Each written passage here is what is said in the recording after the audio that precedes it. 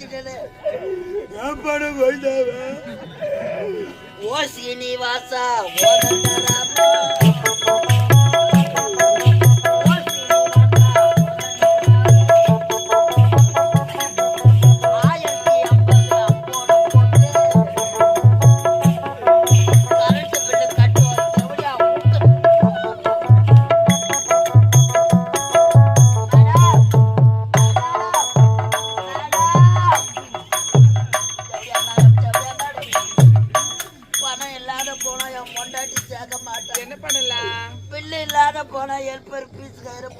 அப்படியா?